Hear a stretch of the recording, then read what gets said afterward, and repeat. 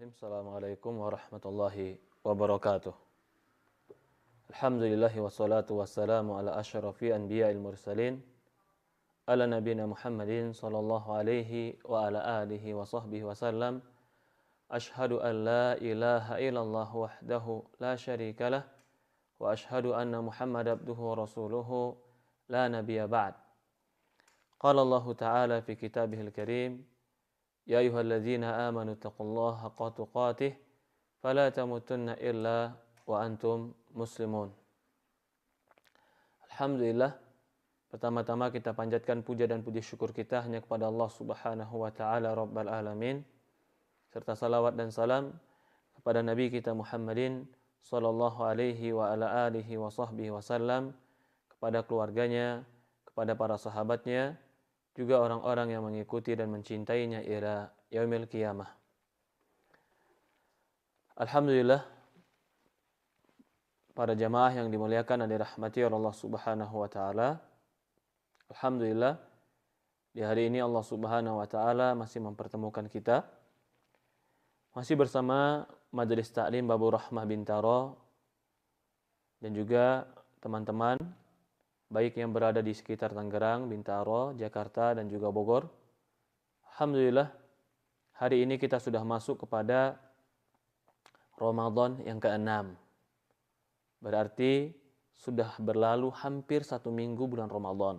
Ya subhanallah. Tidak terasa Ramadan ini hampir seminggu kita lalui. Dan ada 4 minggu dalam Ramadan ini. Artinya sudah hampir 1/4 Ramadan kita lalui.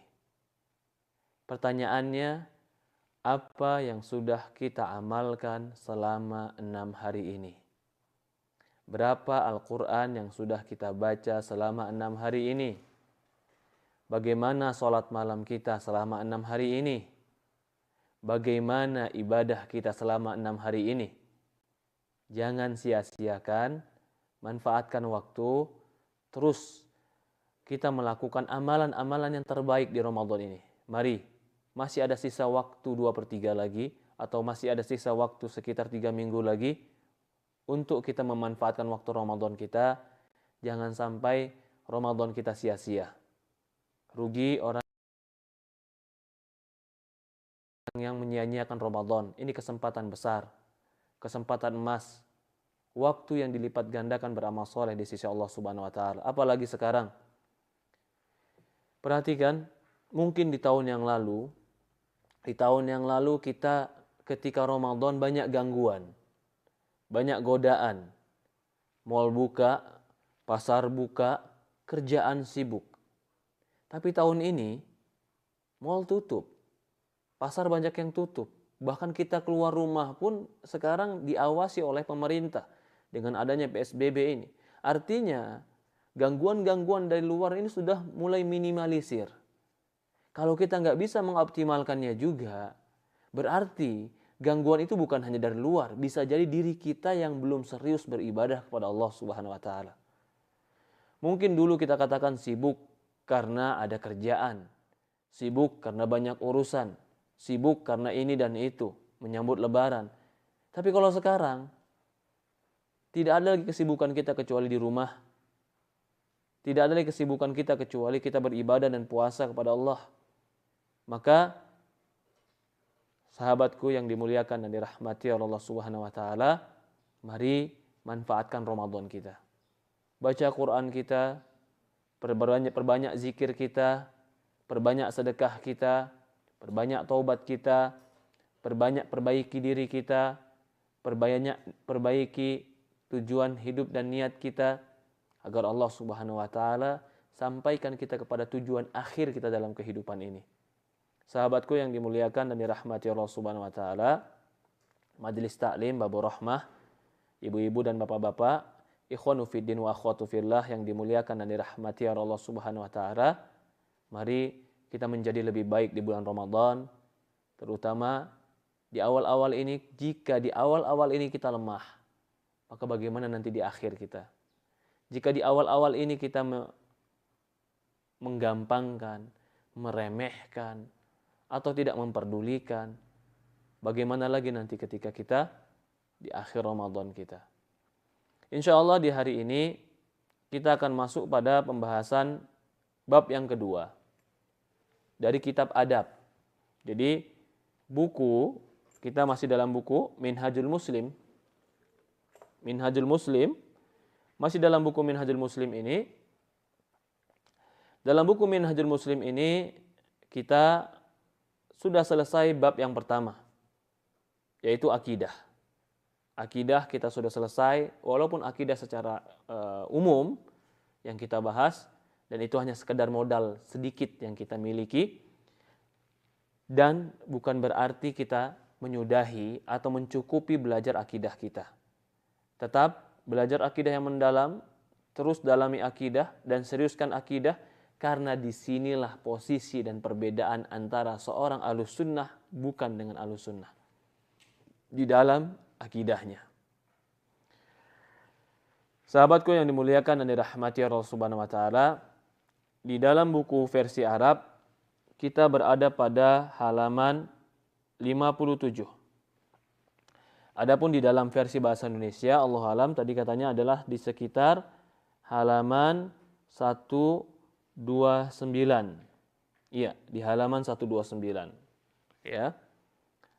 Bagi sahabat-sahabat yang ingin mengirim pertanyaan, boleh dikirim pertanyaannya melalui nomor HP yang ada di layar Babur Rahmah, melalui WA, grup WA atau WA yang ada di MT Babur Rahmah. Bisa disampaikan ke sana pertanyaan-pertanyaannya. Insya Allah nanti Allah Subhanahu wa taala berikan kita kesempatan dan waktu dan ilmu, kita akan menjawab beberapa pertanyaan yang datang dari para sahabat yang dimuliakan dan dirahmati Allah Subhanahu wa taala.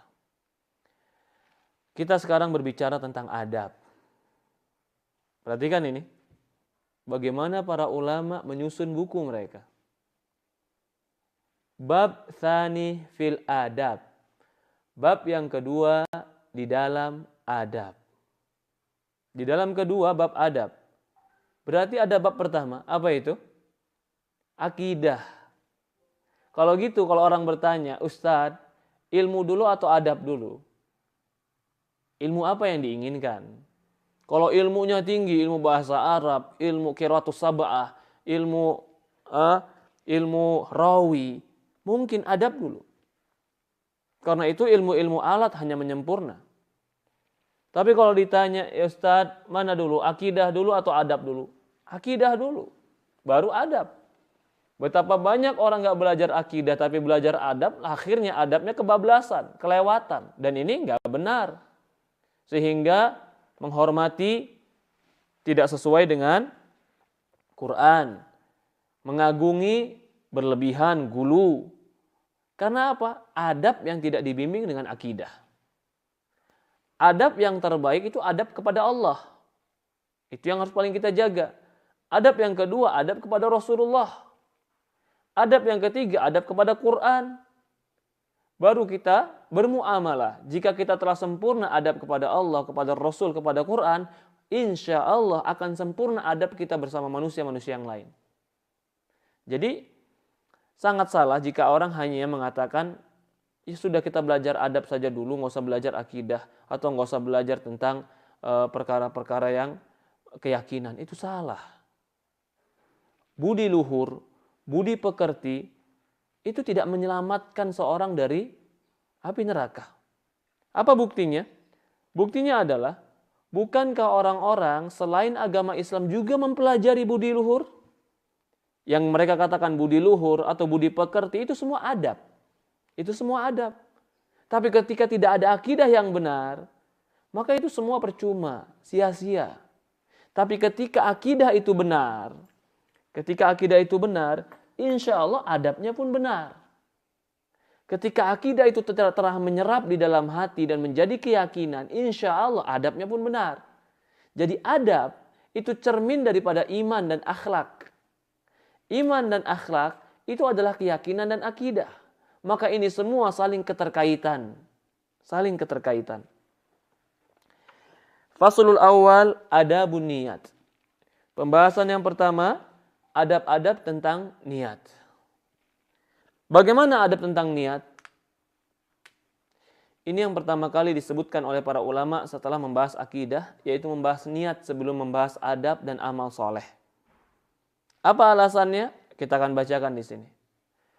Yu'minul muslim bi khatari sya'nin niyah.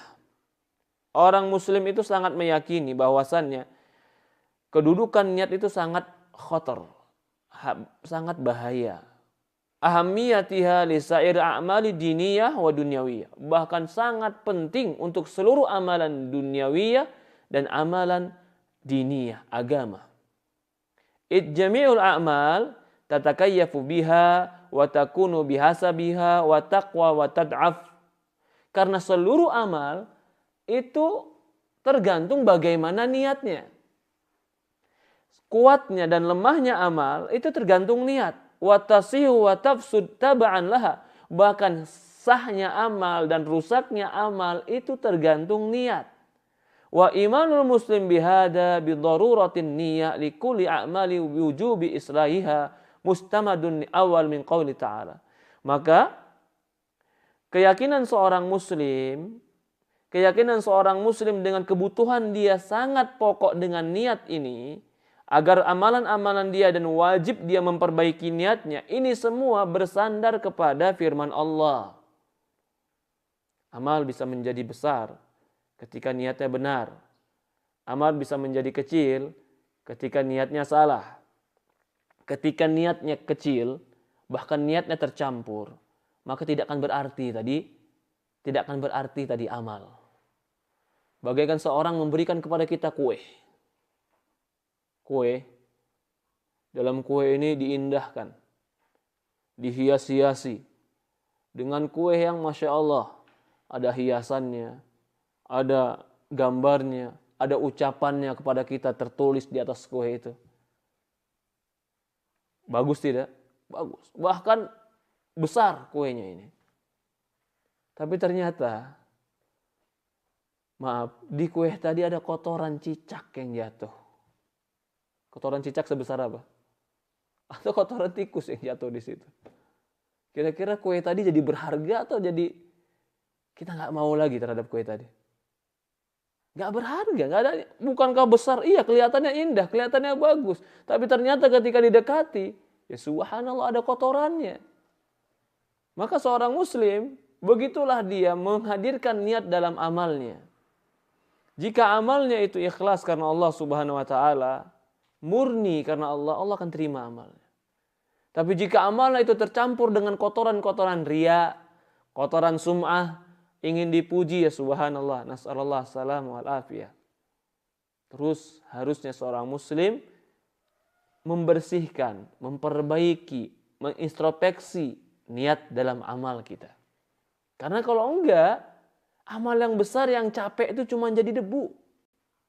Kita sudah merasa luar biasa, kita sudah mengeluarkan tenaga yang sangat kuat, kita sudah mengeluarkan perjuangan yang besar, ternyata tercampur dengan riya, sum'ah, dan niat yang selain karena Allah, sia-sia capek kita, sia-sia juga letih kita, bahkan sia-sia tenaga dan harta kita. Na'udzubillah, na'udzubillah. Ana agna syuraka ani syirk. Allah berfirman dalam hadis qudsi, aku enggak butuh sekutu-sekutu. Man amila amalan asyraka fi ma'i ghairi. Barang siapa yang beramal sebuah amalan dan menyekutukan aku dalam amalnya kepada selain aku, taraktuhu wa syirkah. Aku tinggalkan dia, aku tinggalkan sekutunya, aku tinggalkan amalannya. Enggak dipandang oleh Allah Subhanahu wa taala. Apa sandaran kita bahwasannya niat itu harus kita perbaiki dan terus kita introspeksi dalam diri kita. Sandarannya pertama firman Allah pada surat Al-Bayyinah ayat 5. Kata Allah Subhanahu wa taala, "Wa ma umiru illa liya'budullaha mukhlishina lahud-din." Al-Bayyinah. Perhatikan. "Wa ma umiru illa liya'budullaha mukhlishina lahud-din wa yuqimus sholata wa yutuz zakata wa dzalika dinul qayyimah." Tidaklah mereka diperintahkan kecuali, jadi enggak diperintahkan apa-apa kita kecuali ini saja. Apa perintahnya? Ya'budullah. Beribadahlah kepada Allah. Ini ibadah berarti perintah kita. Tidaklah mereka diperintahkan kecuali ibadahlah kepada Allah. Bagaimana ibadahnya? Mukhlishina lahuddin, mukhlis, murnikan untuk Allah agama ini, ibadah ini. Bukan hanya sembarang ibadah, tapi ibadah yang dimurnikan dan diikhlaskan untuk Allah. Mukhlis itu murni, tidak tercampur dengan apapun, itu ikhlas namanya. Jadi kalau ikhlas dalam bahasa Indonesia berarti ridho, ikhlas dalam bahasa Arab artinya murni, tidak tercampur. Ikhlas, mukhlishina lahuddin. Bagaimana? Mendiri. Maka itu adalah anugerah Allah. Orang bisa beramal, itu taufik dan hidayah dari Allah. Orang bisa terus-menerus dalam amal, tidak hanya sekali dalam beramal, itu taufik yang lebih besar di sisi Allah Subhanahu wa taala. Orang yang terus-menerus dan bisa menjaga niat dalam amalnya, bahkan menyembunyikan amalnya, itu taufik yang lebih besar di sisi Allah Subhanahu wa taala. Banyak orang bisa bersedekah, tapi belum tentu orang sedekah bisa terus-menerus. Mungkin juga ada orang yang bisa sedekah terus-menerus, tapi belum tentu ada orang yang bisa terus-menerus ikhlas dalam ibadah sedekahnya karena Allah Subhanahu wa taala. Banyak orang bisa berbuat baik, tapi berbuat baik faktor kenapa? Tapi kalau dia berbuat baik karena Allah dan dia niatkan karena Allah, dia harapkan surga Allah dan dia menginginkan pahala dari Allah, inilah orang yang dikatakan mukhlishina lahuddin.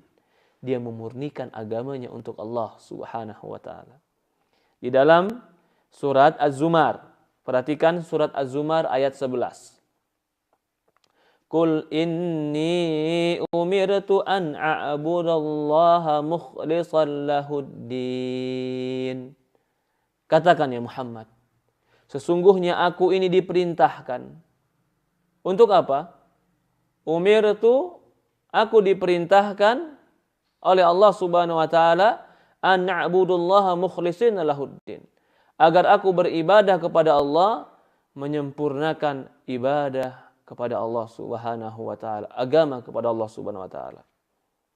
Ini dua ayat yang kita bawakan sebagai sandaran utama bahwasannya harus niat itu karena Allah. Agama ini murni karena Allah. Dan dua ayat ini bukan pembatasan, ini perwakilan.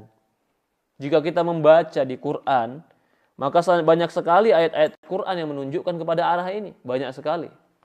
Banyak sekali ayat-ayat Quran yang menunjukkan kepada perkataan ini. Banyak sekali. Ya. Sekarang sandaran kedua dari hadis. Wa thaniyan min qaulil Mustafa. Yang kedua adalah perkataan baginda Nabi kita Muhammad sallallahu alaihi wasallam, innamal a'malu binniyat wa innamal likulli imri'in ma nawah. Sesungguhnya amalan itu tergantung. Innamal a'malu binniyat. Sesungguhnya setiap amal itu dengan niat, ada niatnya. Wa innamal likulli imri'in, dan setiap manusia mendapatkan ma nawa, sesuai niatnya. Dia dapat, tapi dia dapat sesuai niatnya.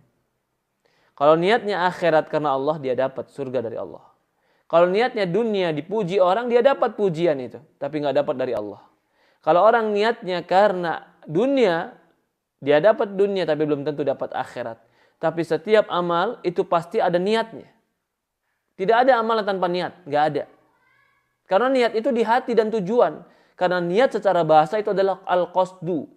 Al-qasdu artinya qasad. Qasad itu tujuan. Tidak ada orang beramal kecuali bertujuan. Contoh, saya menggaruk saja ada tujuannya, ada niatnya. Apa tujuan yang garuk? Ngilangin gatal. Saya mengedipkan mata. Saya memegang hidung. Ada tujuannya semua. Apa tujuannya? Tergantung apa yang ada di hati. Tergantung apa yang di hati. Kita melihat, kita mendengar, semua gerakan kita ada tujuannya. Tujuan itu yang dikatakan niat. Dan niat itu ada di hati. Dan amal kita ada tujuannya. Maka Rasulullah mengatakan, innamal a'malu binniyat. Sesungguhnya amal itu ada niatnya. Gak ada orang beramal gak ada niat. Gak ada. Orang tidur aja ada niatnya.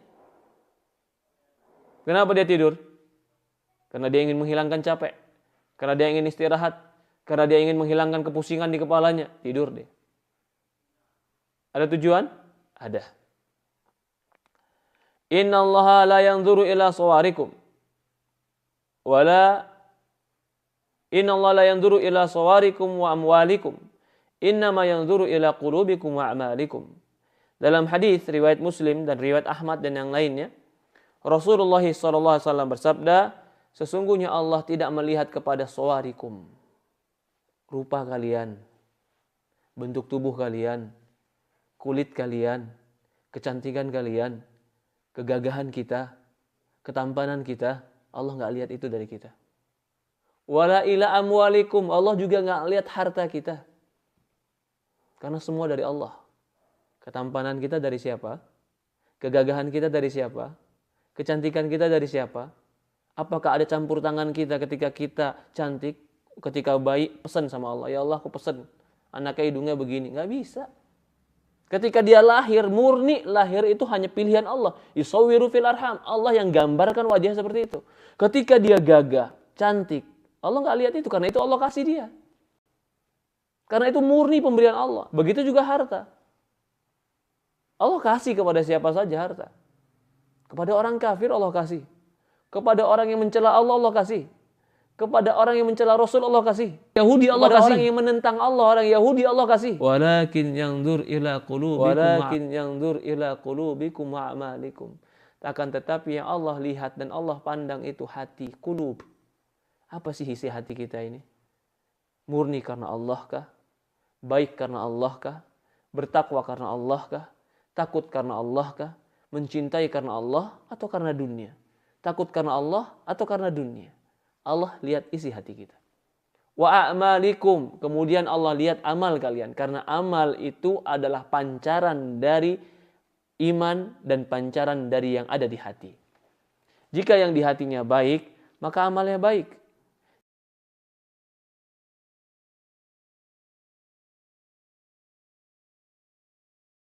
Jika yang di hatinya jelek, maka amalnya jelek. Jika di hatinya itu orang, walaupun mungkin dia harus kesulitan. Itu semua adanya di hati.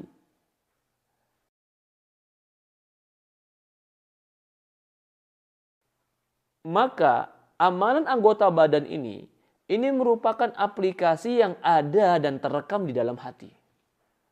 Jadi kalau bisa diistilahkan, hati itu tempat berpikir, tempat seorang mengambil keputusan, lalu keputusan itu akan diaplikasikan dan diperintahkan melalui akalnya, keinginannya, hasratnya, sehingga tangan, kaki, mata, anggota tubuh melakukannya.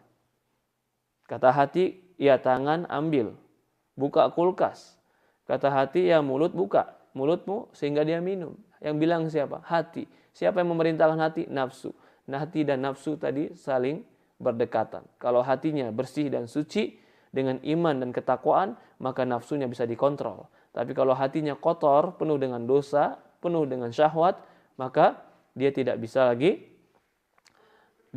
lagi mengontrol syahwatnya. Innallaha innama yanzuru ila qulubikum wa amalikum. Ya Allah lihat itu adalah qulub, hati kalian dan amal kalian. Ini yang Allah lihat dari kita. Allah melihat hati dan Allah melihat amal kita. Kemudian, fanadhuru ila qulub nadhrun ila niyat. Ketika Allah melihat kepada hati, itu melihat kepada niat. Idzan niyatu hiya aba'ithu 'alal amal wa dafi'u ilaih.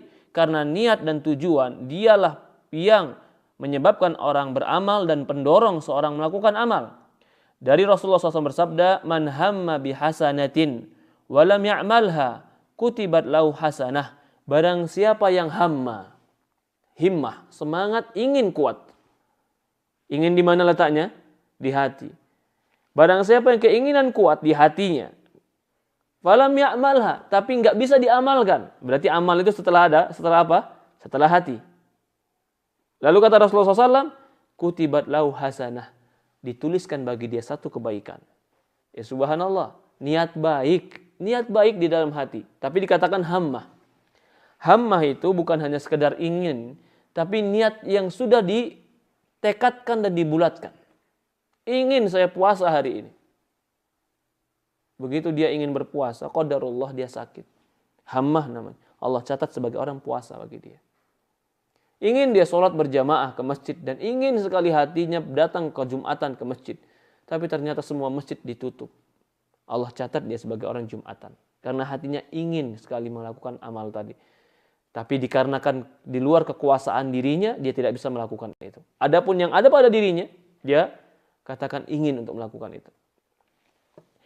Maka dalam hadis ini, famujarradul ham salih kana amalu salih yathbutu bihil ajar wa tahsulu bihil mathubah. Dengan himmah, semangat untuk beramal soleh, maka amal soleh tadi yathbutu bihil ajar. Dengan semangat itu saja, dia sudah dapatkan pahala. Wa tahsulu bihil mathubah. Dan dia sudah mendapatkan ganjaran di sisi Allah. Wa dzalika li fadilatin niyyah salih. Itu semata-mata dikarenakan keutamaan niat yang baik. Niat yang baik dicatat kebaikan, walaupun belum amal.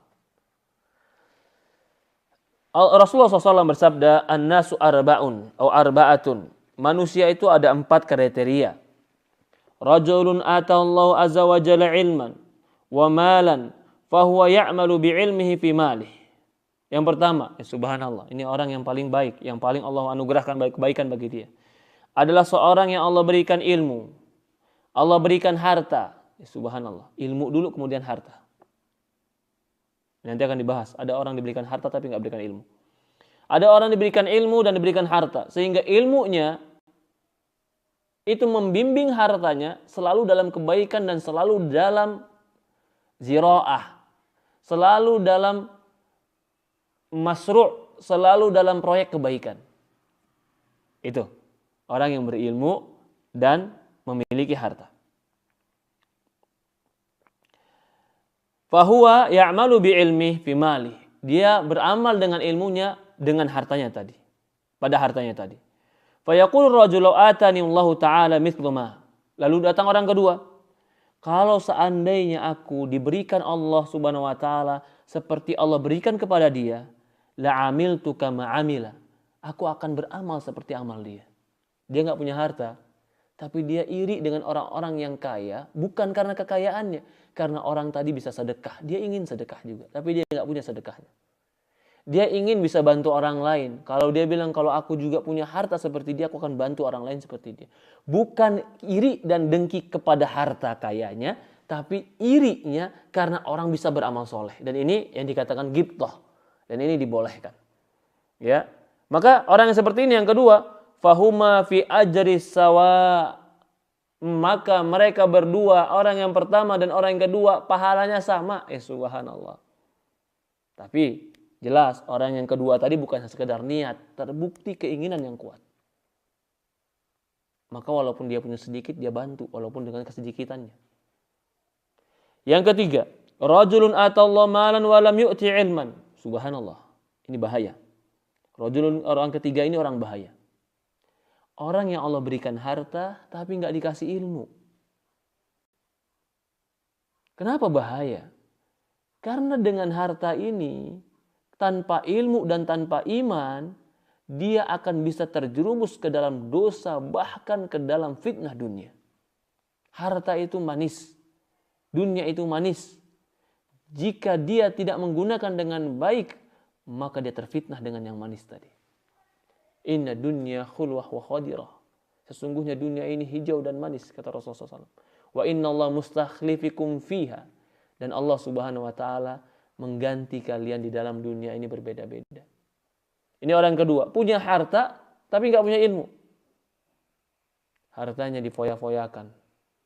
Dia lupa bahwasannya hartanya akan ditanya di yaumul qiyamah. Atau hartanya hanya untuk sesuatu yang nggak bermanfaat akhirat.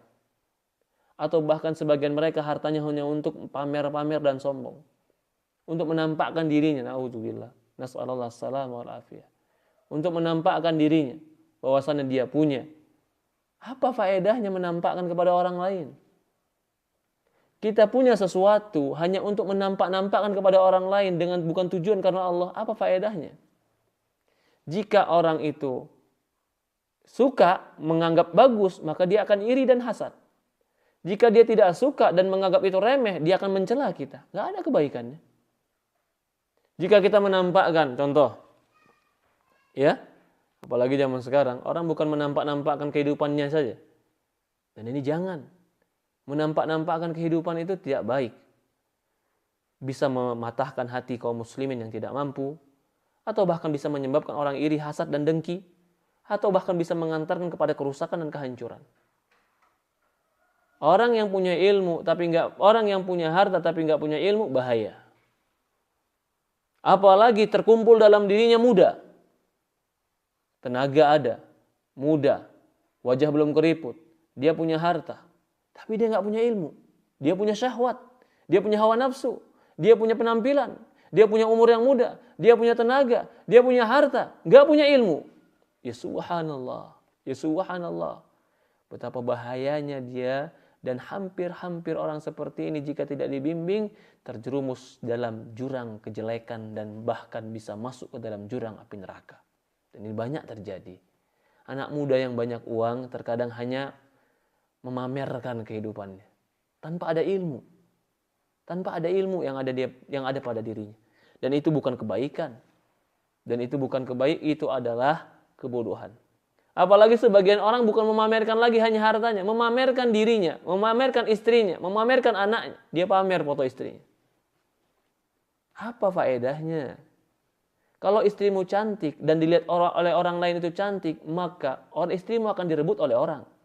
Karena engkau memperlihatkan kecantikannya. Kalau istrimu itu nggak cantik-cantik amat, lalu engkau pamer-pamerkan, hanya dicela sama orang. Apa faedahnya? Kalau dia bagus, direbut orang. Kalau dia jelek, engkau dicela orang. Apa faedahnya digunakan seperti itu? Gak ada faedahnya. Yang ada cuman niat yang tidak baik. Bisa jadi riya, bisa jadi sum'ah, bisa jadi ingin dipuji, atau semakna dengan itu. Allahu a'lam. Ya. Kemudian dikatakan di sini, yang berikutnya orang yang diberikan apa tadi? Orang yang diberikan harta tapi nggak diberikan ilmu. Fahuwa yakhbitu fi malih. Dia hancur dengan hartanya. Fayaqulur rajul. Datang orang yang keempat. Kalau orang yang tiga tadi apa? Orang yang bahaya. Yang keempat orang yang paling celaka. Bagaimana ini? Atahullah azza wa jalla. Lau atani Allahu mithla ma atah. Seandainya aku juga dikasih harta seperti dia dikasih harta, aku akan beramal seperti dia. Ya subhanallah. Ini orang yang banyak sekali sekarang seperti ini. Dia banyak nonton orang kaya, lihat orang kaya yang maksiat. Dia berangan-angan, aku juga kalau kaya mau kayak dia. Mau maksiat kayak dia. Tapi dia nggak maksiat, dia cuma angan-angan dan ingin berbuat maksiat. Apakah dia dapat kemaksiatannya? Iya, dapat dosanya, tapi dia nggak dapat menikmati. Kalau yang ketiga tadi, mungkin dengan hartanya dia tetap melakukan maksiat dan masih merasakan nikmatnya maksiat menurut dia. Tapi yang keempat ini, harta nggak dapat, maksiat cuma angan-angan, tapi dosa dia dapat. Karena berangan-angan melakukan dosa sebagaimana orang melakukan dosa. Maka itu bahaya dan sangat bahaya orang-orang yang menjadi public figure dan mereka memamerkan kekayaan mereka tanpa ilmu, tanpa bimbingan. Nanti orang-orang yang tidak punya, apa dampak positifnya? Nggak ada dampak positifnya. Kalau mereka sebutkan dampak positifnya, ingat, sesuatu yang sangat sedikit dampak positifnya dibanding sesuatu yang sangat besar dampak negatifnya, maka tidak dikatakan positif, tapi dikatakan negatif. Allah mengumpamakan dalam Quran, khamr, minuman keras, ada kebaikannya, tapi kejelekannya lebih banyak, sehingga kebaikan tidak dihitung. Begitulah orang melihat sebuah kejelekan dan kebaikan. Jika kejelekannya lebih mendominasi, maka kebaikan tidak lagi dianggap. Jika betul-betul kejelekan tadi mendominasi. Allahu a'lam.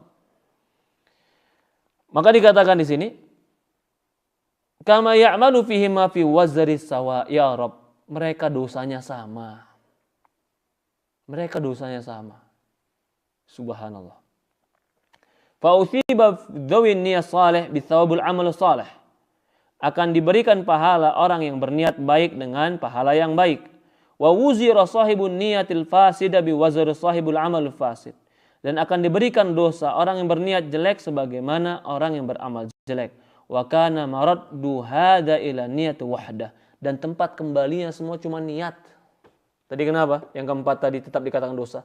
Karena berkeinginan melakukan dosa. Berkeinginan melakukan maksiat. Contoh. Ya, orang berkeinginan melakukan perzinahan. Ingin di kepalanya melakukan zina, sudah.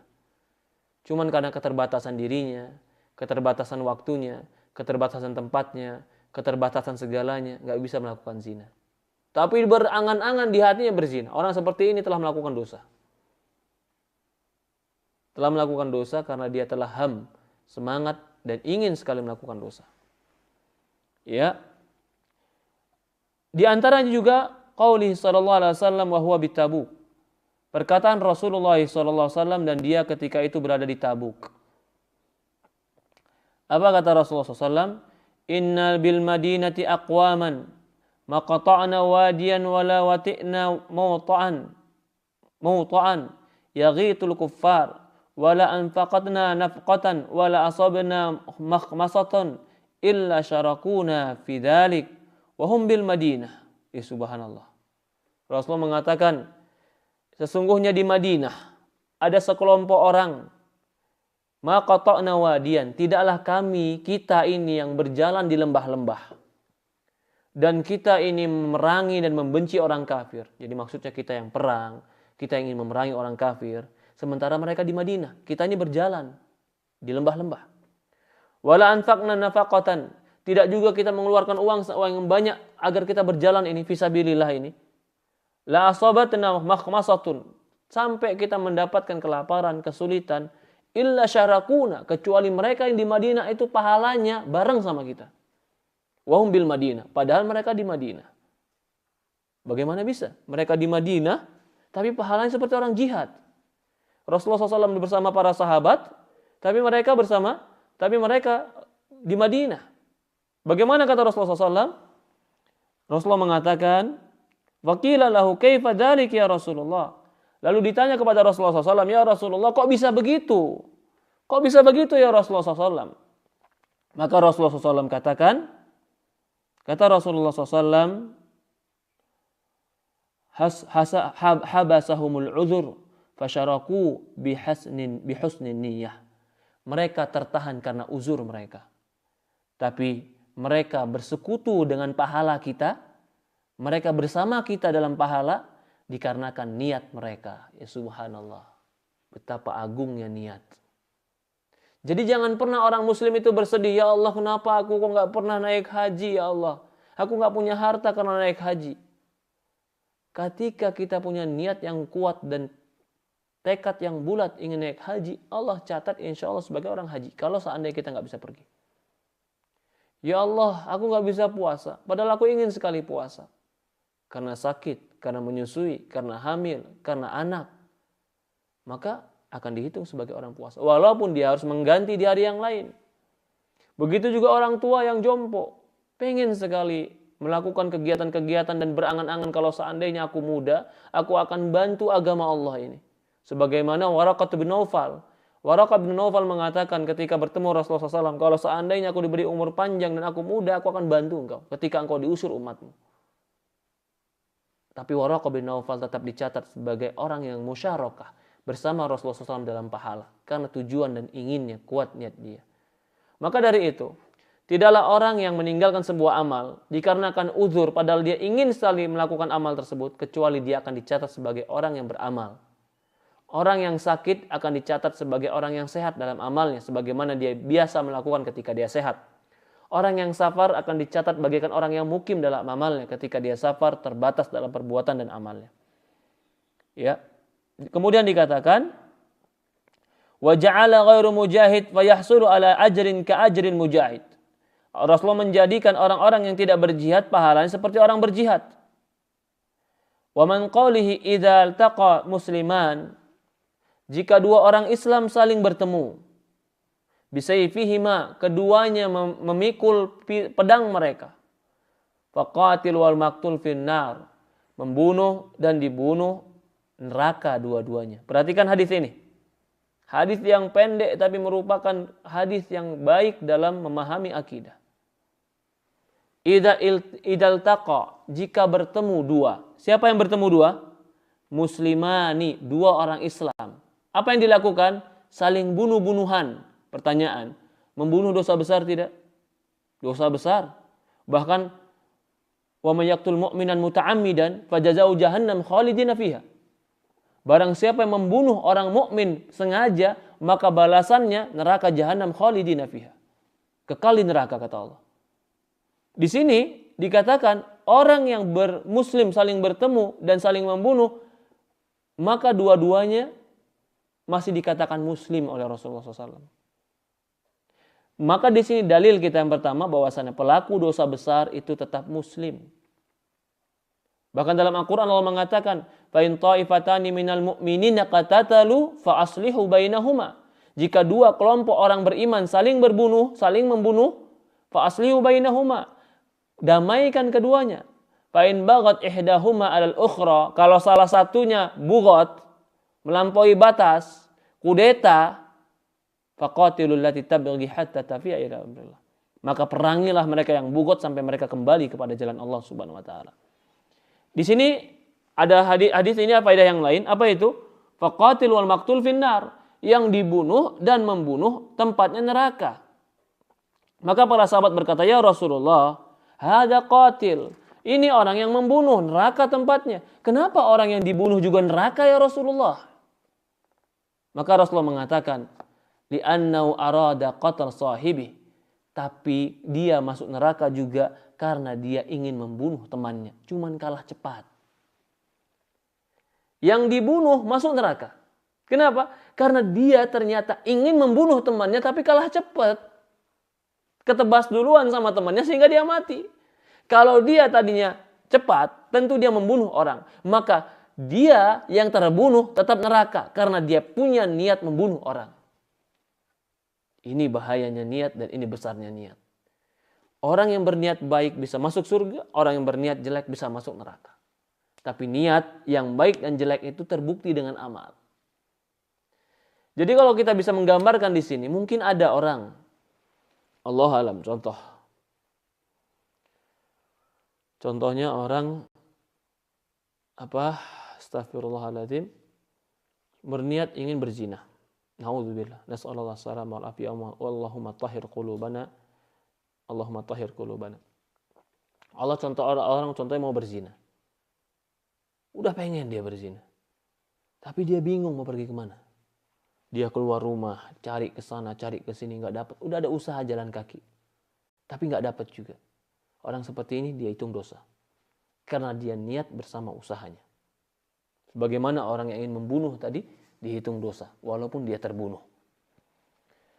Maka dikatakan di sini, fasawwat niyatul fasida wa iradatu sayyi'ah baina qatil wal mustawjibul linnari bainal maqtul laula niyatuhu al fasid lakana min ahli jannah. Maka samalah niat yang jelek dengan keinginan yang jelek di antara pembunuh yang mengharuskan masuk neraka dan yang dibunuh. Di antara pembunuh dan membunuh sama karena niat yang jelek. Kalau seandainya yang dibunuh tadi berniat baik, tentulah dia masuk surga. Maka Rasulullah mengatakan dalam hadis yang lain, ayyumar rajul asdaqa imra'atan sadaqan wallahu ya'lamu annahu la yuridu ada'ahu ilaiha fagharraha billahi fastahalla farjaha bil batil walaki Allah yaumal yalqahu wa huwa zani wa ayyuma rajulin iddana min rajulin dainan wallahu ya'lamu minhu annahu la yuridu ada'ahu illa fagharrahu billahi istahalla malahu bil batil walaki Allah azza wa jalla wa yaumal yalqahu wa huwa sariq. Nauzubillah. Laki-laki mana saja yang memberikan sedekah kepada perempuan dengan sebuah sedekah dan dia tahu bahwasannya tidak dia inginkan kecuali perempuan tersebut. Maksudnya dia memang sengaja ingin memancing perempuan ini dengan hartanya. Fagharrahu billah fastahalla farja bil batil. Ya, maka dia telah menghalalkan, menganggap halal faraj kemaluannya dengan batil.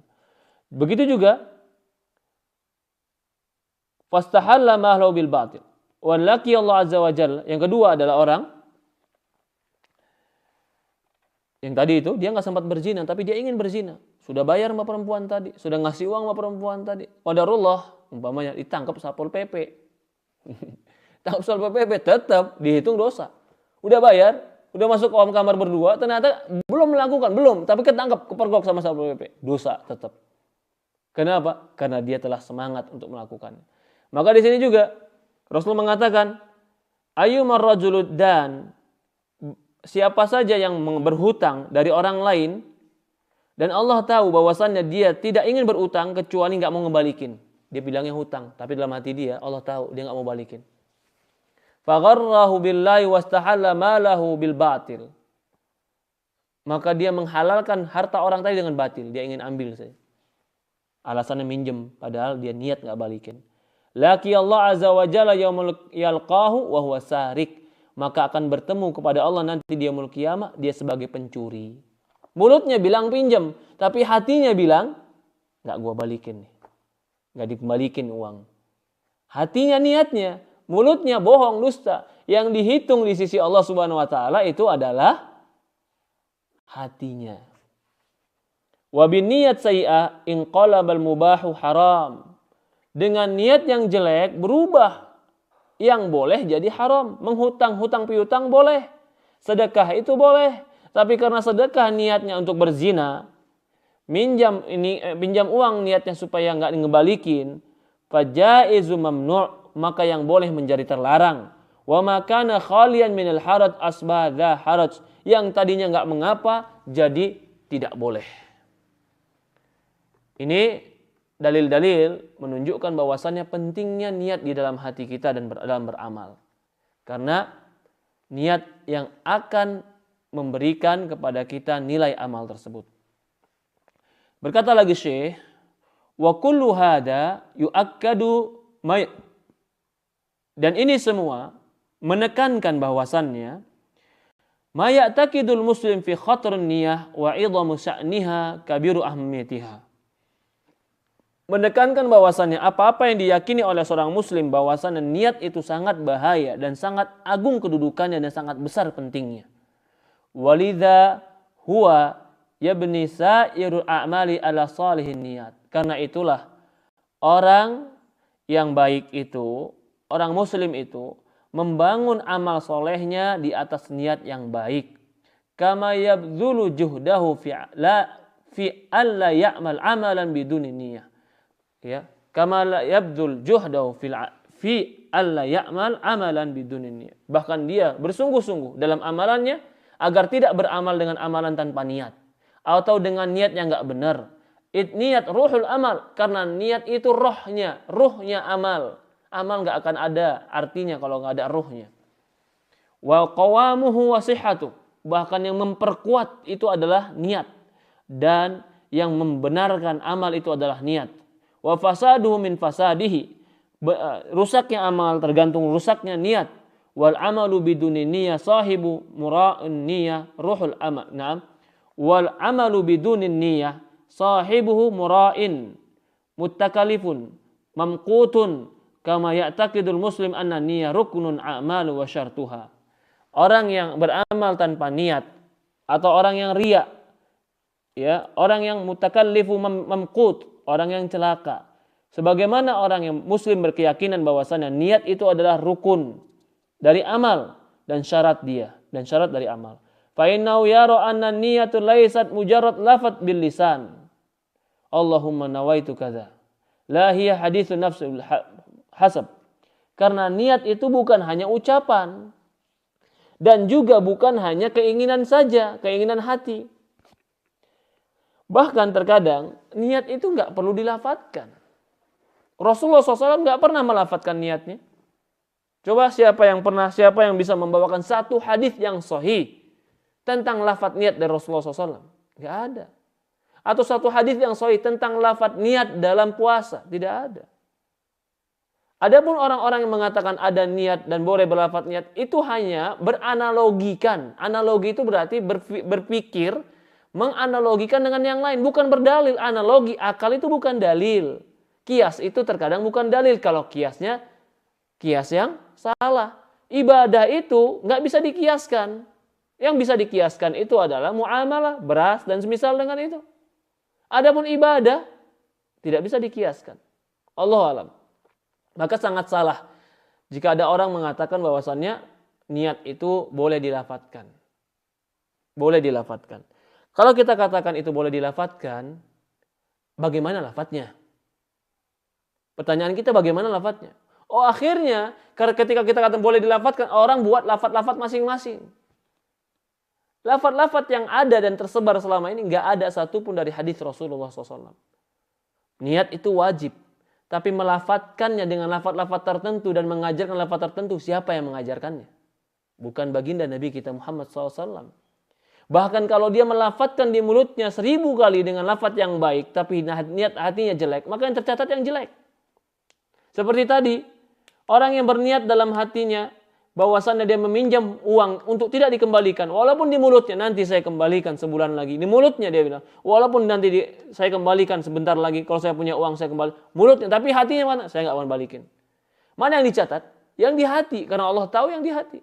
Begitu juga orang sedekah, oh saya bantu kamu, saya kasih kamu lillahi ta'ala, karena Allah subhanahu wa ta'ala, padahal hatinya bukan karena Allah, maka yang dicatat yang bukan karena Allah subhanahu wa ta'ala. Allahu a'lam. Jadi tidak ada lafaz niat dalam hadis Rasulullah SAW. Ya, bal hiya inbi'atsul qalb. Bahkan niat itu dorongan hati yang keluar dari hati. Nahul amalu muwafiqul li ghardi sahih. Bahkan dia dari sisi amal yang sesuai dengan tujuan yang benar. Min jalfin naf'i wa daf'i dhar. Untuk menggapai bermanfaat dan menolak mudarat. Halan aw malan. Kama hiya iradatu mutawajjih tijahul fi'l ibtigha'i ridillah. Sebagaimana dia keinginan beramal dalam melakukan amal berharap pahala ridho dari Allah. Imtithalu amri, mematuhi perintah Allah. Wal muslim idza ya'taqid anal amalu mubah yang qalib bi husn niyat ta'atan dzata ajrin matsubah. Dan orang muslim juga berkeyakinan bahwasannya amalan yang mubah, amalan yang boleh, bukan ibadah. Makan, mubah. Datangi istri, mubah. Membantu orang, mubah. Membersihkan pakaian, mubah. Amalan yang mubah, orang muslim itu berkeyakinan yang qalib bi husni niyah. Berubah dengan niat yang baik. Berubah menjadi apa? Berubah menjadi ketaatan yang bisa mendapatkan pahala dan ganjaran di sisi Allah Subhanahu wa taala. Jadi amalan yang mubah, kalau niatnya baik jadi pahala. Tapi kalau amalan mubah dilakukan hanya sekedar saja tanpa ada niat yang baik, ya nggak pahala. Makan. Ketika niatnya saya makan sahur ini supaya kuat nanti saya bisa puasa. Sahur jadi pahala. Makannya jadi pahala. Begitu juga ketika dia buka puasa. Ketika dia buka puasa dia nggak mau ambil yang lain dulu, dia cuma ambil kurma. Karena ingin mencontoh baginda Rasulullah SAW. Lalu dia minum air putih. Karena ingin mencontoh Rasulullah SAW. Mudah-mudahan mengambil kurma dan minum air putih menjadi pahala bagi dia. Walaupun setelah itu dia memakan yang lain. Makan itu adalah perkara yang mubah. Tidur perkara yang mubah. Mendatangi istri perkara yang mubah. Tapi kalau niatnya baik, saya mau mendatangi istri saya dengan niat membahagiakan dia. Memberikan kebahagiaan untuk dia. Atau bahkan dengan niat supaya punya anak yang soleh, bisa membela agama. Mendatangi istri menjadi pahala. Menjadi pahala. Tergantung niatnya. Fa inna ta'a idza khalat min niyyah salihah tanqalibu ma'siyatu dzata wizrin wa uqubah. Akan tetapi ketaatan jika kosong dari niat yang baik. Salat tapi niatnya enggak baik, enggak ada niat baiknya sama sekali. Maka ketika itu ketaatan berubah menjadi maksiat yang menjadi dosa dan hukuman. La yara annal ma'asi tu'athiru fiha niyyah hasanah fatanqalibu ta'ah. La yara annal ma'asi, dan tidak akan bisa, dan orang mukmin itu tidak menganggap bahwasanya maksiat tu'athiru fiha niyah, bisa mempengaruhi dengan niat dan bisa berubah menjadi ketaatan. Perhatikan ini, paragraf yang penting. Paragraf yang penting ditulis di stabilo, dicatat. Bahwasannya orang mukmin menganggap bahwasannya maksiat itu tidak bisa berubah dengan niat yang baik menjadi taat. Nah, saya pijitin teman saya perempuan. Niatnya apa? Niatnya sedekah, mijitin dia. Subhanallah. Gak bisa. Gak bisa niat baik dengan begitu. Itu gak kemaksiatan gak bisa berubah dengan niat baik. Gak bisa. Tetap maksiat. Ya, niat saya datang ke diskotik buat dakwah. Tapi tetap dia dengar musik. Dia bahkan melihat orang-orang yang minum khamar. Bahkan melihat orang-orang yang berbuka pakaian dengan pakaian-pakaian yang tidak serono. Gak bisa niat baik itu merubah maksiat. Ya. Oh enggak, niat saya baik mau salawatan, tapi pakai joget bareng perempuan laki-laki lampu disko. Niatnya baik, nggak bisa. Maksiatnya tetap maksiat, nggak bisa berubah menjadi ketaatan. Walaupun niatnya baik. Yang bisa berubah menjadi ketaatan itu perkara yang mubah. Perkara yang mubah, makan, tidur, mendatangi istri, berbersih, rumah-rumah bebersih badan, itu perkara yang mubah. Ketika diniatkan untuk Allah bisa jadi pahala. Tapi maksiat nggak bisa jadi pahala, nggak bakal pernah jadi pahala. Allahu a'lam. Ya. Kemudian dikata, ini jadi catat ini. Yara annal ma'asi tu'atsiru fi niyatil hasanah fatanqalibu ta'ah. Orang mukmin menganggap bahwasanya maksiat tidak bisa berubah dengan niat yang baik menjadi ketaatan. Falladhi yaqtabu shakhsan litatyibi khatir shakhs akhar wa huwa asin lillahi ta'ala athimun la tanfa'u niyatul hasanah fi nadharih. Orang-orang yang menggibahi orang lain dengan tujuan apa? Dengan tujuan baik. Itu nggak bisa. Gibah itu bukan ada tujuan baik, nggak ada. Ya maksud saya sih baik sih. Kecuali ada kebutuhan-kebutuhan yang lain. Ya. Kemudian walladzi yabni masjid bimal haram. Contoh lain. Orang yang membangun masjid dengan harta yang haram, la yusabu alaih. Enggak diberikan pahala untuk dia. Walladzi yahduru hafalatir raqas wal majnun. Perhatikan ini. Dan orang-orang yang hadir untuk joget-joget yang gila. Dangsa-dangsa.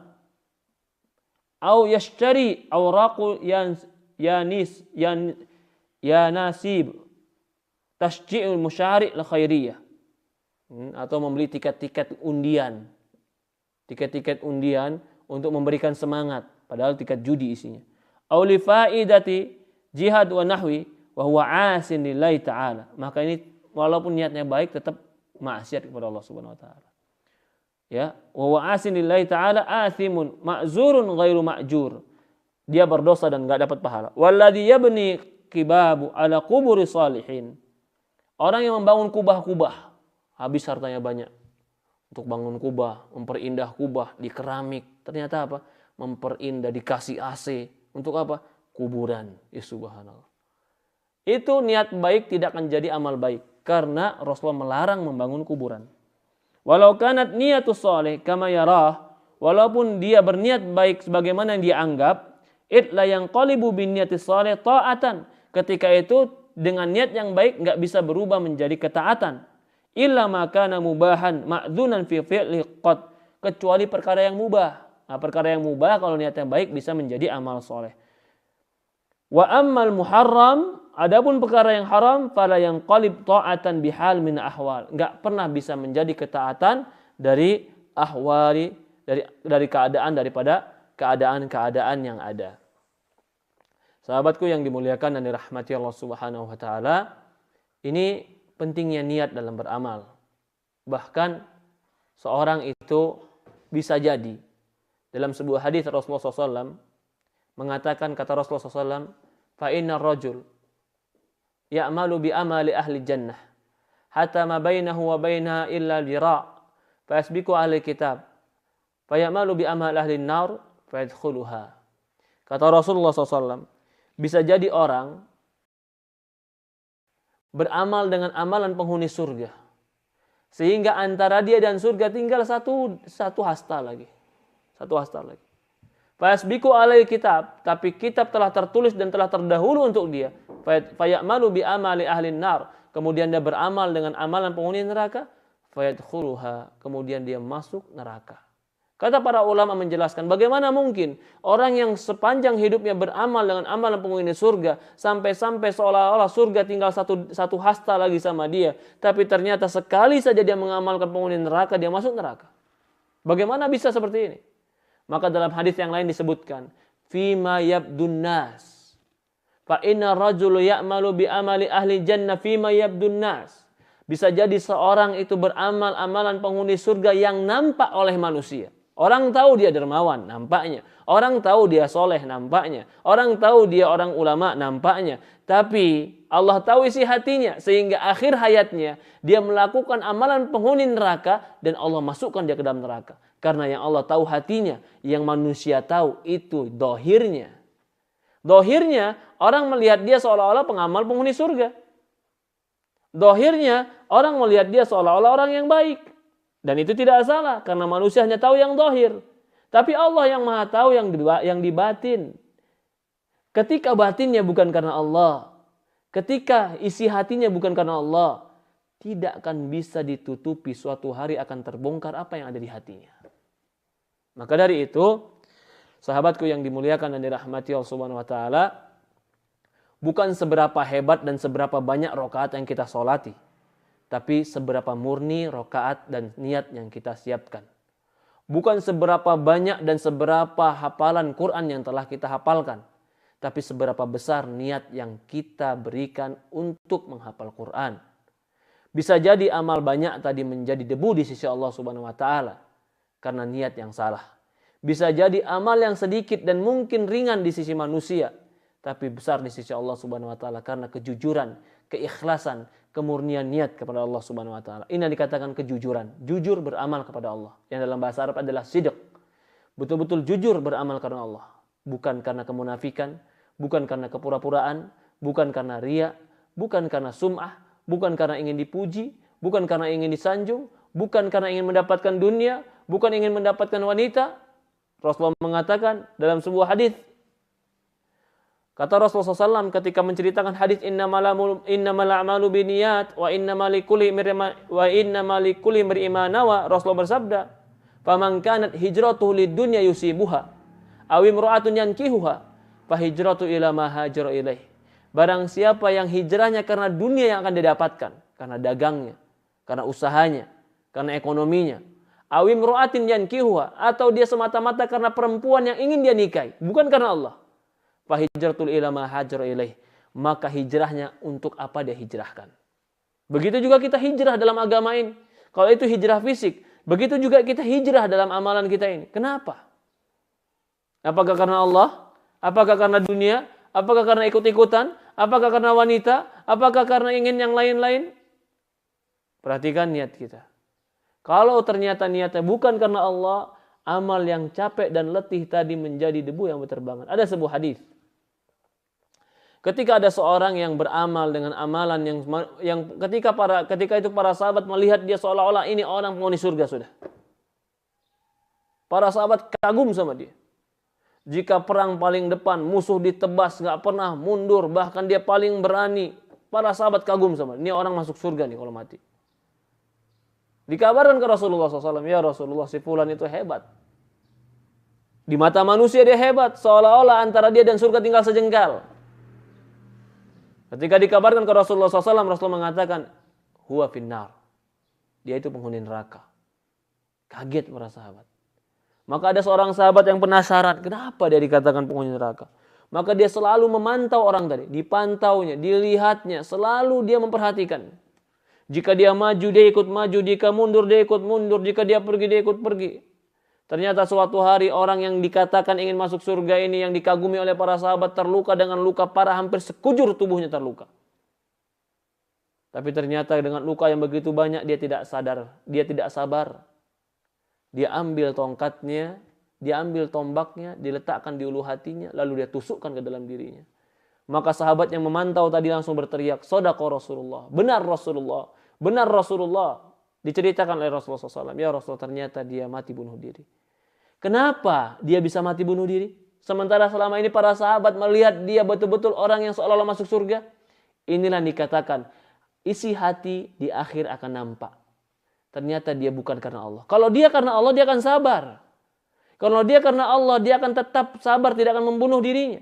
Tapi karena dia emosi, atau bukan karena dia ingin pujian, atau dia karena ingin dari manusia, ketika dia sakit, tidak akan bisa dia menanggung dirinya.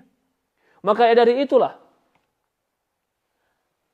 amalan manusia agar bisa kokoh dan kuat, itu harus niatnya karena Allah. Tapi kalau amalan manusia itu bukan karena Allah, niatnya bukan karena Allah, mudah luntur dan mudah hilang amalan tadi. Contoh, orang yang sholat malam karena Allah. Ada orang, nggak ada orang, ada yang lihat, tidak ada yang lihat. Dia selalu bergumam dan selalu berbisik dalam hatinya, aku harus sholat. Bahkan mungkin dalam hati dan jiwanya selalu terjadi pertikaian, kamu harus bangun. Dalam kata diri, kamu malas. Akhirnya dia tetap sholat karena Allah. Apapun keadaannya dia tetap sholat. Beda dengan orang yang sholat karena ingin dikatakan rajin. Ketika ada manusia, dia rajin langsung bangun. Tapi ketika tidak ada manusia, dia berat bangun. Menunjukkan kadar keikhlasannya kurang. Kadar kejujurannya kurang. Sama seperti itu orang sedekah. Kalau dia sedekah bukan karena Allah, tapi sedekah karena ingin dipuji, karena ingin buah bibir, karena ingin menjadi pembicaraan dan perbincangan. Semakin banyak orang membincangkan, semakin banyak orang melihat, semakin banyak orang yang mengeluh-elukan dan menghebatkan dia semakin banyak keluar. Tapi semakin orang tidak mengerti dan tidak tahu amalan dia berat mengamalkan. Karena tujuannya bukan karena Allah. Tujuannya karena manusia. Maka orang yang mau istiqomah itu adalah orang yang beramal karena Allah. Saya ini berubah karena Allah. Bukan karena kamu. Saya ini berubah penampilan juga karena Allah. Bukan karena takut celaan.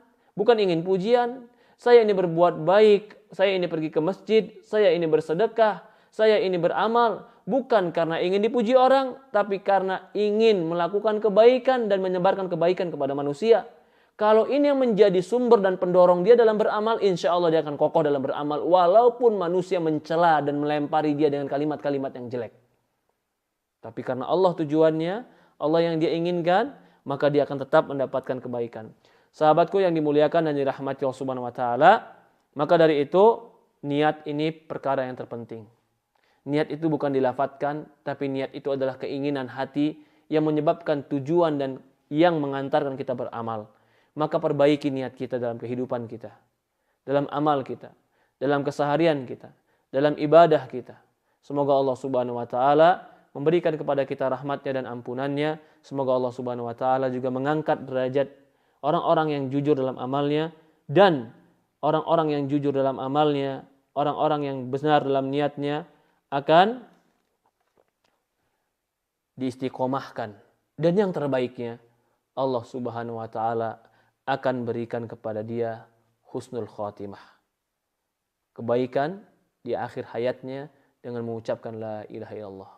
Karena kalimat la ilaha illallah keluar di lisannya karena kejujuran dalam hatinya, berharap pahala dan ridha Allah Subhanahu wa taala. Maka dari itu, mari kita terus menjaga niat kita. Bahkan para sahabat para ulama mengatakan, tidak ada yang paling berat yang untuk terus kuperbaiki sebagaimana aku memperbaiki niatku. Jangan pernah bosan memperbaiki niat.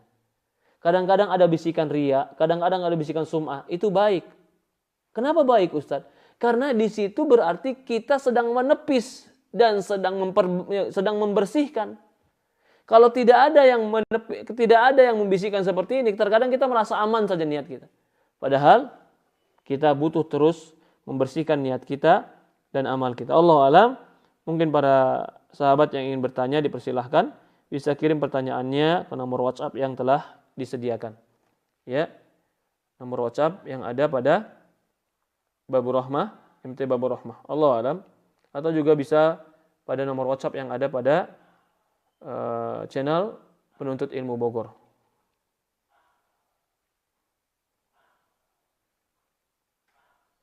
Ya, di sini ada pertanyaan. Assalamualaikum warahmatullahi wabarakatuh. Ustaz, semoga selalu dalam lindungan Allah. Mau bertanya, kira-kira apakah kita berdosa jika kita membaca Al-Quran dengan terbata-bata dan kadang salah makhraj hurufnya? Kemungkinan kesalahan jali. Karena niat ingin membaca Al-Quran karena keutamaan di bulan Ramadan. Karena kalau dibimbing oleh guru dengan situasi seperti ini sulit. Jazakallah khairan. Iya, maka jawabannya, orang yang terbata-bata dan dia berusaha memperbaiki bacaannya, insya Allah dihitung dua pahala bagi dia. Dalam sebuah hadis yang sahih riwayat Muslim dan yang lainnya, man qara al-Qur'an yatata'ta wa huwa syaqun 'alaihi falahu ajran. Kata Rasulullah SAW, barang siapa yang membaca Quran terbata-bata dan dia berat, maka bagi dia dua pahala. Jangan pernah putus asa. Orang yang belajar Quran dan terbata-bata, mungkin salah makhrajnya, mungkin salah harokatnya, pelan-pelan baca, insya Allah Allah akan berikan dua pahala bagi dia.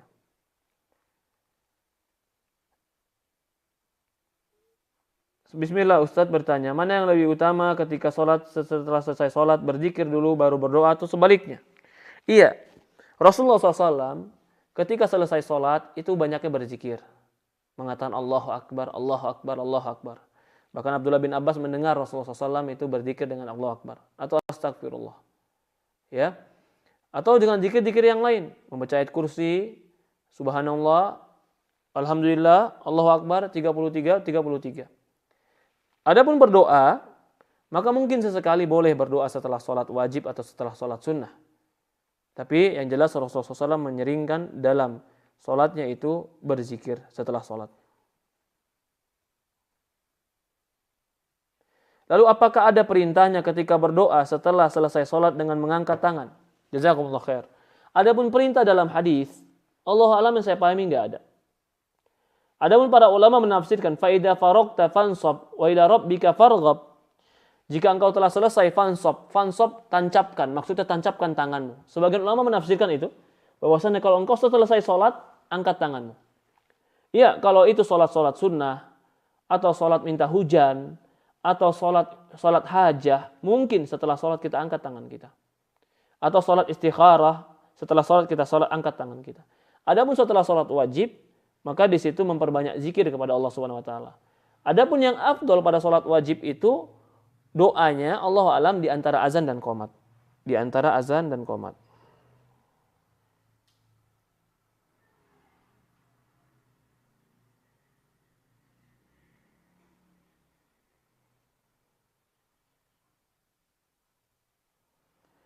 Bismillahirrahmanirrahim warahmatullahi wabarakatuh. Mau bertanya Ustadz, kalau Anda menegur suami Anda karena ada kesalahan bacaan surah bagaimana? Ustadz, apakah diperbolehkan atau diam saja? Saat salat tarawih karena hafalan suami Anda sedikit dan sehingga membaca dari mushaf. Jazakumullah khair. Iya. Tetap ditegur, diingatkan. Bukan berarti yang mengingatkan lebih hebat. Bukan berarti ketika kita mengingatkan berarti kita mempermalukan yang diperingatkan. Tidak. Rasulullah pernah salah baca. Tapi para sahabat ketika itu diam. Kenapa? Karena para sahabat sangka bahwasannya ayatnya sudah seperti itu. Padahal Rasulullah SAW juga salah baca. Ya, Allah alam. Jadi tetap diingatkan.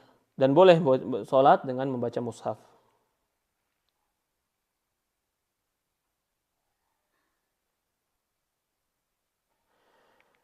Bismillah Ustadz, afwan kalau anak laki-laki sama anak perempuan apakah sama? Tanggung jawabnya sama orang tua.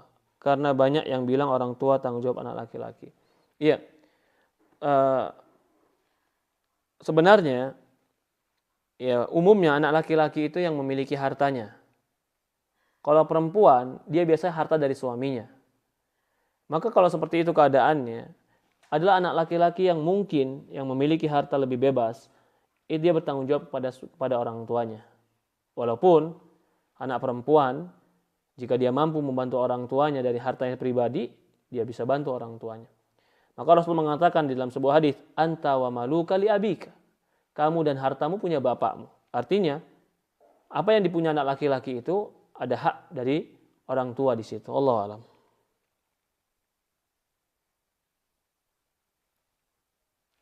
Pertanyaan berikutnya dari Yunus, Ana berbuka ketika matahari terbenam. Apakah memang disunnahkan begitu, Syekh? Jazakumullah khair. Bukan patokan azan maghrib, tapi ketika matahari terbenam.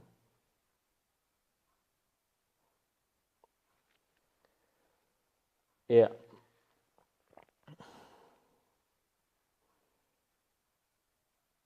Ya, pertanyaannya gimana? Ana berbuka ketika matahari terbenam. Apakah memang disunnahkan begitu, Syekh? Seolah-olah kalimat Syekh dari ikhwah-ikhwah ini kalimat yang kalimat, tahukah kalau di Saudi kalimat Syekh itu terkadang umum ya. Supir juga bilang Syekh. Supir angkot bisa dipanggil Syekh. Ya. Jadi Allah alam tuh kalimat ya bisa dikatakan penghormatan kadang, bisa juga dikatakan kalimat biasa seperti teman, itu kalimat syekh, itu bisa juga seperti itu ya. Jadi posisinya seperti itu sebenarnya. Urf kita itu ya ustadz, urf kita.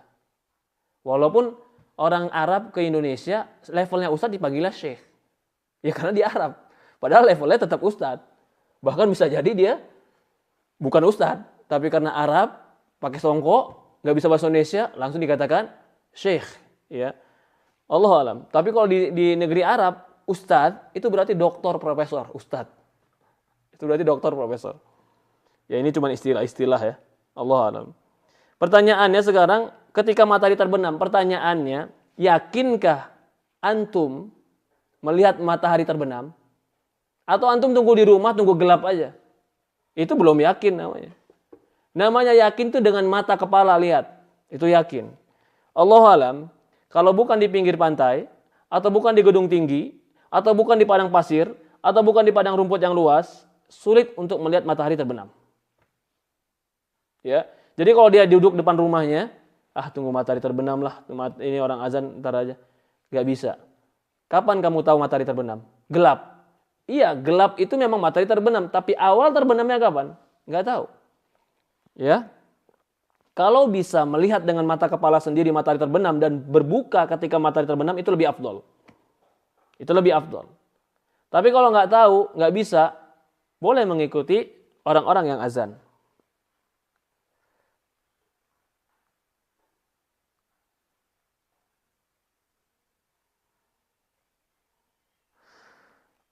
Assalamualaikum Ustadz, bagaimana kalau di bulan Ramadan ini puasa namun banyak tidur? Ya, subhanallah. Dengan alasan lagi ya, ini saya tambahin. Tidurnya orang puasa pahala. Tapi plus, berpuasa namun banyak tidur, lalu sholat pun selalu diakhirkan waktunya. Ya subhanallah, itu malas namanya. Islam nggak mengajarkan malas. Puasa ini bukan buat bermalas-malasan. Perut lapar, itu malah meringankan tubuh kita untuk melakukan aktivitas. Bahkan Rasulullah SAW berdoa kepada Allah, Allahumma inni a'udzubika minal kasal. Ya Allah, aku berlindung padamu dari kemalasan. Kemalasan itu perkara yang tercela. Rasulullah berlindung kepada Allah dari perkara malas. Dan tidur di bulan Ramadan sampai mengakhirkan sholat dengan tidur-tiduran saja, itu orang malas. Dan itu bukan tujuan dari puasa. Tujuan dari puasa adalah meningkatkan ketakwaan. Merasakan bagaimana diri kita ini dalam kelemahan. Ya, apakah membatalkan? Ya kalau membatalkan puasa, kita katakan tidak membatalkan puasa.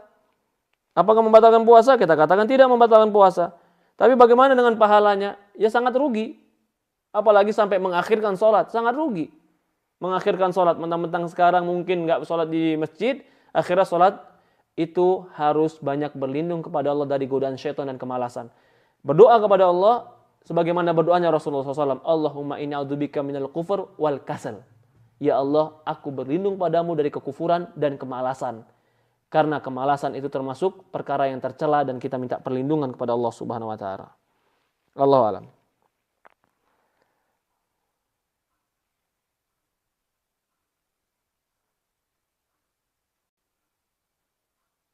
Assalamualaikum. Afwan Ustaz, Anda mau menanyakan masalah doa kunut pada witir tarawih. Apakah dibolehkan walaupun bukan 10 hari terakhir Ramadan? Boleh, insya Allah.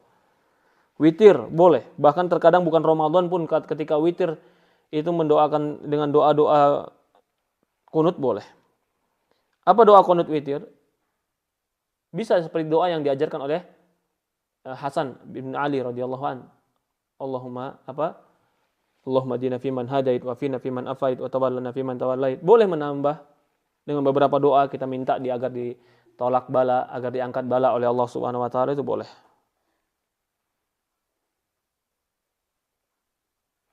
Bismillah Ustaz, apakah benar perkara mubah yang jadi di rutinitas perlu diniatkan dulu untuk ibadah agar mendapatkan pahala? Iya. Bukan perlu diniatkan, tapi perlu dihadirkan lagi keinginan. Perlu dihadirkan. Oh saya makan sahur ini, walaupun kita nggak mengucapkannya, tapi kita sudah meniatkan. Wah kalau takut kalau nggak sahur nanti lemes. Akhirnya makan sahur. Berarti di situ meniatkan sahur untuk kuat. Begitu juga tidur dan semisal dengan itu. Allahu a'lam. Kalau hanya sekedar makan contohnya, wah pengen nyobain makan enak, tujuannya cuma enak-enakan, ya nggak dosa, ya nggak pahala juga, karena tujuannya hanya untuk makan enak-enakan.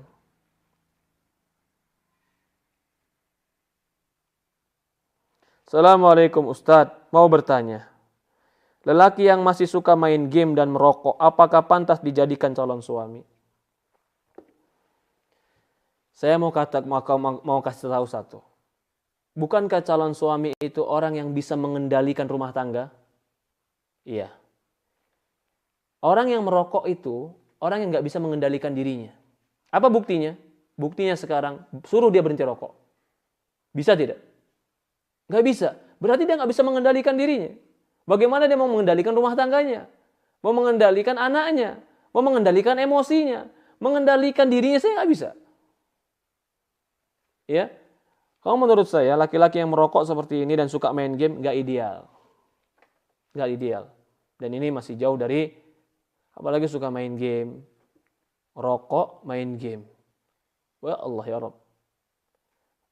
Ya, ini bukan termasuk laki-laki yang ideal. Maka saya nggak nasihat. Ya, tapi dia tetap menjalankan sholat 5 waktu. Iya, sholat 5 waktu itu wajib. Ini kriteria wajib. Kriteria ideal kan ada. Jangan sampai kriteria wajib aja mentok, udah. Kriteria idealnya apa dong? Kriteria idealnya dia rajin ngaji, walaupun nggak pinter-pinter amat ya nggak apa-apalah.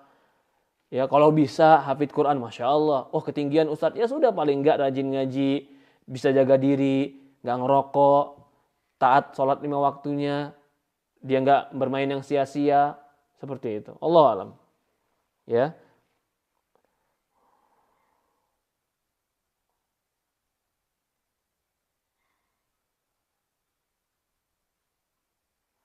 Iya. Saat pandemi seperti ini, perempuan-perempuan yang ingin sholat syuruk bagaimana? Mungkin dia bisa sholat di kamarnya sampai menunggu waktu syuruk. Kemudian seketika waktu syuruk datang, dia sholat di tempat kamarnya atau berpindah kamarnya. Yang penting semenjak dari subuh, azan subuh sampai waktu syuruk, dia tetap melakukan amal-amal soleh sampai menunggu waktu syuruk. Allahu a'lam. Ini yang bisa kita sampaikan hari ini. Mungkin kita cukupkan sampai di sini. Kita ucapkan jazakumullah khairan. Semoga Allah Subhanahu wa taala membalas kebaikan semuanya kepada ibu, kepada bapak, kepada ikhwan, kepada akhwat, kepada sahabat-sahabat semuanya, kepada MT Majelis Taklim Babur Rahmah yang berada di Bintaro.